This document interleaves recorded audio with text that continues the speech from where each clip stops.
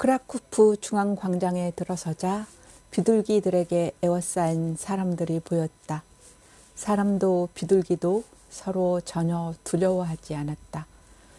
고풍스러운 건축물로 둘러싸인 중앙광장은 유럽에서 베네치아 산 마르코 광장에 이어 두 번째로 큰 광장이다. 이곳에는 성모 마리아 교회, 직물회관, 구시청사 탑 등 크라쿠프의 랜드마크들이 들어서 있다. 1596년에 바르샤바로 수도를 옮기기 전까지 크라쿠프는 550여 년간 폴란드의 정치, 경제, 사회, 문화의 중심지였다. 중앙광장에 우뚝 솟은 성모 마리아 교회로 갔다. 교회 내부에 들어선 순간 나도 모르게 단성을 질렀다. 신비한 푸른빛으로 장식한 천장과 아름다운 채색화, 종교하기 이를 데 없는 조각품들이 성당의 구석구석을 가득 채우고 있다. 유럽의 수많은 성당을 가보았는데 내부 장식으로만 따지면 그 어느 교회의 화려함에 뒤지지 않았다. 폴란드인들이 어떤 염원을 모아 이 교회를 지었는지는 모르겠지만 당시 폴란드의 문화적 역량을 집약하여 성당을 완성한 것 같았다.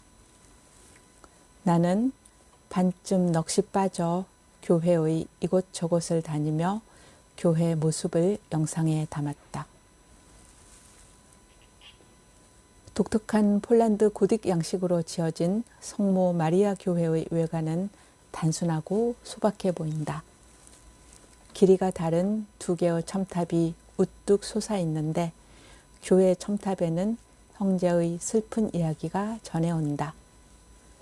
형이 먼저 탑을 완성했고 사람들은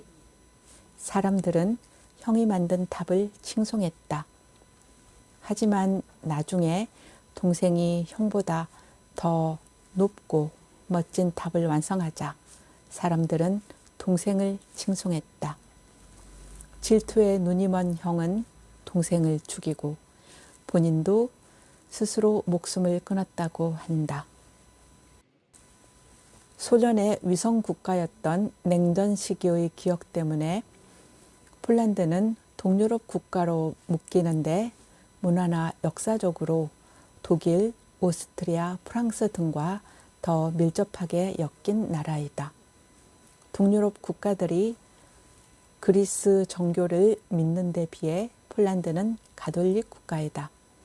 인구의 90%가 가톨릭 신자이며 유럽에서 가장 많은 교회가 있는 나라가 폴란드이다. 폴란드인들이 시련을 겪을 때마다 가톨릭은 폴란드인들의 구심점이 되었고 폴란드가 공산당 독재 치하에 있을 때에도 민중의 편에 서서 독재에 저항했다. 옆나라 체코가 후수전쟁, 30년 전쟁, 오스트리아 통치 등을 거치고 종교에 비판적인 공산당 독재를 겪으며 국민 대다수가 비종교인으로 돌아선 데 비해 폴란드인들은 아직도 굳건히 신앙생활을 하고 있다. 동구권에서 최초로 교황에 오른 이가 폴란드 출신 요한 바오로 2세이다. 전 교황 요한 바오로 2세는 폴란드가 공산당 독재에서 자유와 민주화 체제로 변하는 데 큰 영향을 끼쳤다. 폴란드는 소련의 위성 국가 중 가장 먼저 평화적으로 비공산당으로 정권 교체에 성공한 나라이다. 폴란드를 오기 전까지 이 나라에 대해 아는 것이 거의 없었다. 며칠 머무르면서 폴란드에 대한 관심과 애정이 생겼고 폴란드의 역사와 문화를 알아보았다. 폴란드는 리투아니아와 연방을 이루어 한때 유럽에서 가장 큰 영토를 가진 나라였고 몽골과 이슬람 세력으로부터 서방 세계를 지켜낸 수호자와 같았다. 하지만 각 지역에 뿌리를 둔 귀족들의 힘이 강했고 왕, 귀족, 민중의 힘이 분열되었다. 나라의 힘을 하나로 모으지 못하고 근대 국가로 도약하는 데 실패한 폴란드는 결국 러시아, 프로이센, 오스트리아 등의 나라가 3번이나 분할 통치되고 지도에서 사라져버리는 비극의 역사를 겪었다. 구 시청사 탑에 있는 전망대에서 크라쿠프 시가지를 내려다보았다. 멀리 바벨성이 보인다. 발코니로 나갈 수 없고 창문을 통해 봐야 해서 시야가 한정되었다. 전망대 탑 안에서 크라쿠프의 옛 모습을 영상으로 보았다. 비스와 강이 크라쿠프 시내를 감싸고 있다. 비스와 강은 폴란드에서 가장 긴 강이고 유럽에서 9번째로 긴 강이다. 크라쿠프 중앙광장에 우뚝 솟은 성모 마리아 교회가 보인다. 지금은 탑만 남아있는 구시청사가 있고 구시청사 옆에는 길이가 100여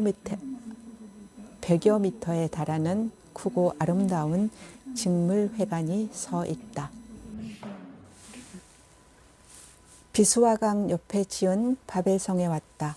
바벨성은 11세기 전반에 건축되기 시작해 20세기 초까지 중축, 개축을 지속해서 로마네스크, 르네상스, 고딕, 바로크, 신고전주의 등의 양식이 중첩되어 있다. 폴란드의 많은 도시가 2차 대전 때 파괴된 것에 비해 크라쿠프는 전쟁의 피해를 크게 입지 않았다. 크라쿠프의 나치 사령부가 주둔하고 나치에서 보낸 폴란드 총독이 바벨성에 거쳐 있기 때문이다. 바르샤바로 수도를 옮긴 후에도 왕의 대관식과 장례식은 바벨성 대성당에서 치러졌고 왕들은 사후에 바벨성에 묻혔다. 바벨성에는 예배당과 궁전이 같이 있다. 아치가 늘어선 아케이드처럼 생긴 궁전은 외적의 침입을 받아 병용으로 개조되기도 하고 안에 있던 보물들이 약탈되기도 하는 등 아픈 역사를 가지고 있다. 복원을 거쳐 현재는 박물관으로 운영 중이다. 유럽의 성은 대부분 외부 관람은 무료로 할 수 있다. 바벨성도 외부는 무료이고 내부 성당이나 박물관에 들어가려면 입장료를 내야 한다.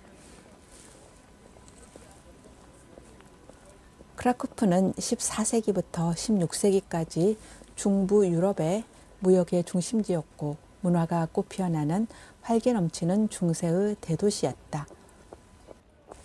성모 마리아 교회의 아름다운 내부 장식은 크라쿠프 문화 전성기의 흔적이다. 바르샤바로 수도 이전 후 쇠락해 가던 크라쿠프는 오스트리아 통치하에 있던 19세기 말에 부흥했는데 이때 도시를 정비했다.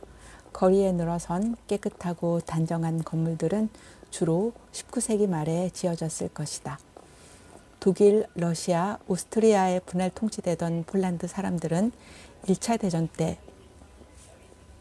서로 다른 나라의 병사로 징집되어 전쟁터로 끌려갔다. 같은 민족끼리 총뿌리를 겨누어야 했으며 100만 명이 넘는 사람이 희생되었다. 1차 대전 후 폴란드는 독립했다. 하지만 독소 불가침 조약을 맺은 후 독일이 폴란드를 침공하면서 2차 대전의 소용돌이에 빨려 들어갔다. 폴란드인들은 나치에 저항했다. 폴란드 국민의 17%에 달하는 600여만 명이 사망하였고 폴란드 국토의 20%가 파괴되었다. 냉전 시기에는 소련의 위성국가로 살아야 했다. 공산당 독재에서 벗어난 폴란드는 유럽의 공장 역할을 하며 빠르게 경제 성장을 하고 있다. 아직까지 국민소득은 한국의 절반 정도이다.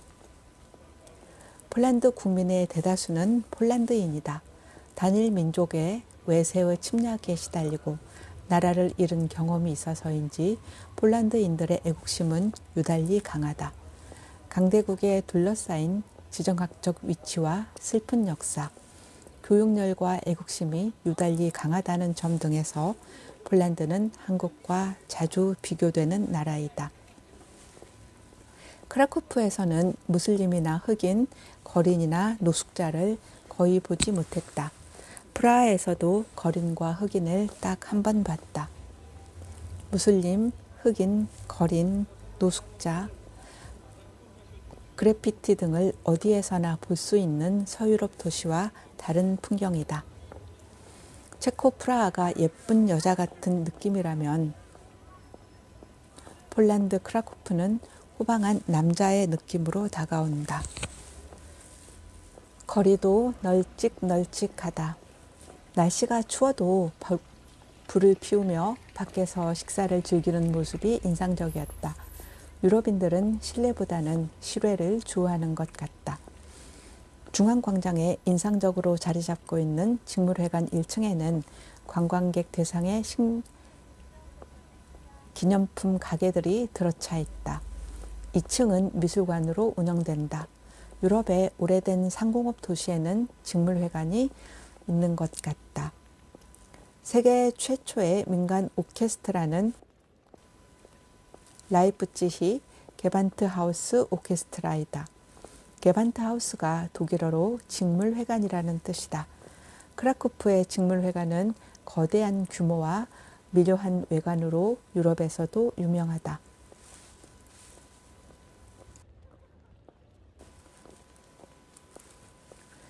크라쿠프의 현재 인구는 76만 명 정도이다. 바르샤바에 이어 폴란드 제2의 도시이다. 오랜 역사의 흔적을 고스란히 품고 있어 유네스코 세계문화유산으로 지정되었고 폴란드를 대표하는 관광도시이다. 크라쿠프에는 쉰들러 리스트의 배경이 되었던 공장과 유대인 마을이 있다. 근교에는 소금광산과 아우슈비츠 수용소가 있는데 들르지 못했다. 중세부터 근현대의 번영과 불곡진 역사를 경험할 수 있는 곳이 크라쿠프였다.